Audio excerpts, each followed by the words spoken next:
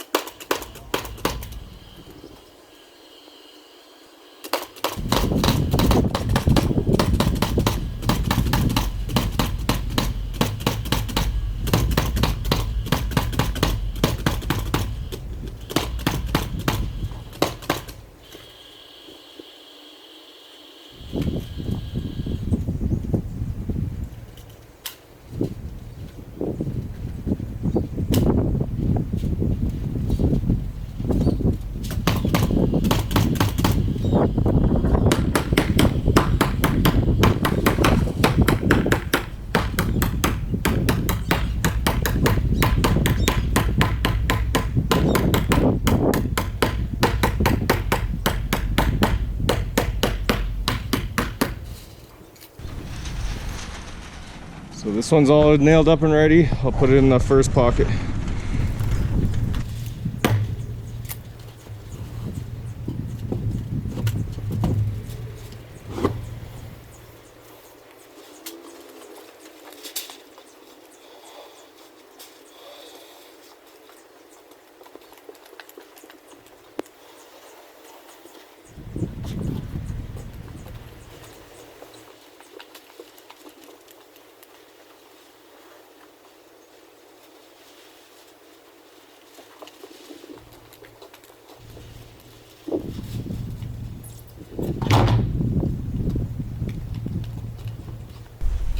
There's that one in. Now I'll get the second 3-ply beam in the next pocket. And then the pocket way up at the front is just the 2-ply beam.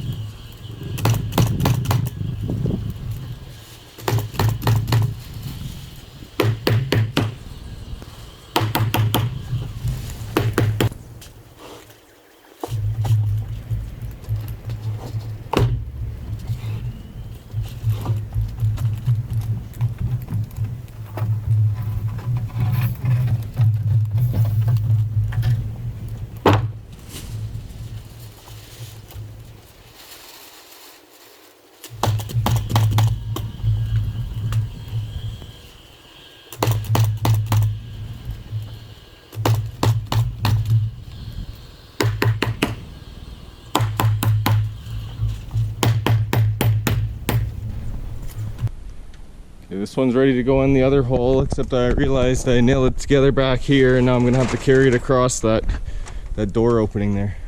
Unless I can slide it across that way and kind of spin it around. I'll see. It's kind of heavy, it's 3-ply.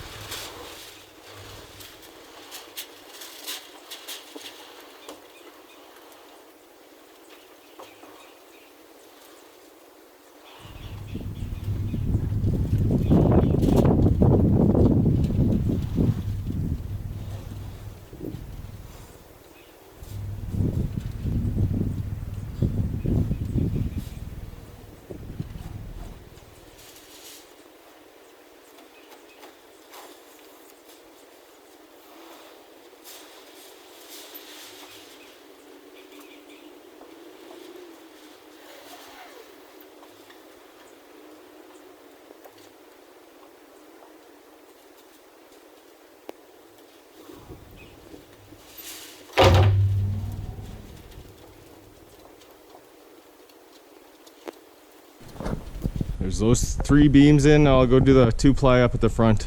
I'll carry it up and nail it together on the front foundation wall, and then I just have to slide it back and drop it in.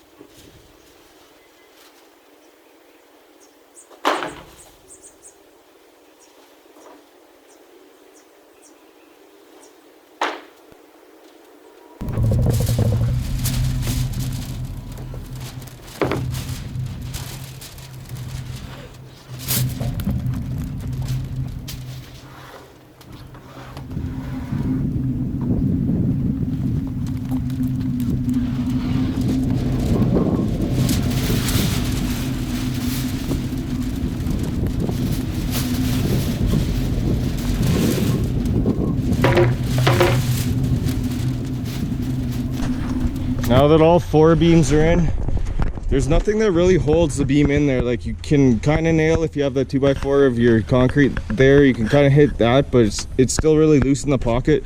So what you want to do is measure what you got in here, what the distance between the pocket is, and then you got to cut a piece of beam to fit in there, and then that's gonna take up the space of the pocket and it'll keep the beam solid in there. So I have to do that in every pocket where the beam goes in.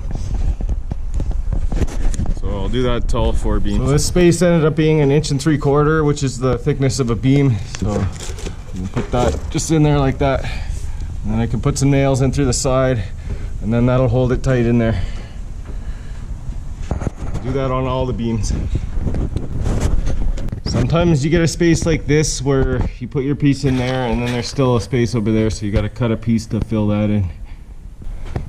So all 4 of the pockets in the front unit are shimmed. I'll shim the beams in the back unit.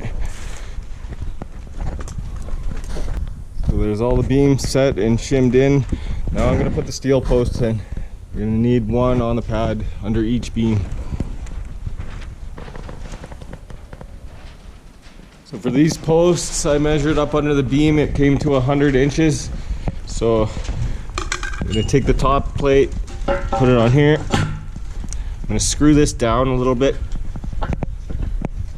You want to be able to adjust it up or down later if you want. So I'll go about there. I'll take this plate, put it on. Take my tape, hook it on there. I still have to put that other bottom plate on, so I want to leave a little less than 100 inches.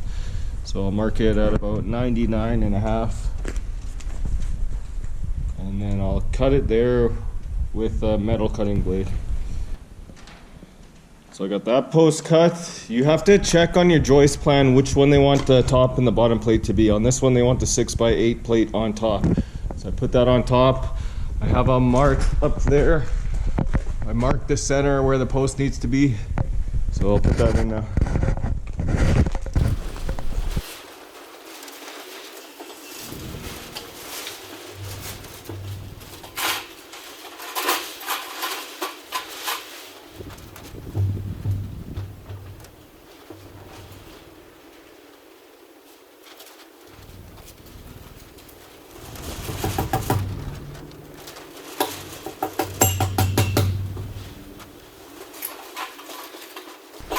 Okay, that's in there nice and tight. I don't want to crank up on it too much right now because it'll just lift it out of that pocket. I'll wait till the floor is on and then I'll check my floor with a string. I'm also gonna bolt that with some bolts, but they didn't send me any, so I just put a couple nails in there for now.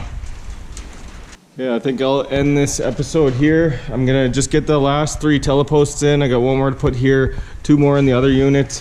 I will eventually need another one right here. It's gonna carry a beam for the stairwell, but I don't have to do that yet. I'll do that when I do the stairwell. So for now, it's time for a beer.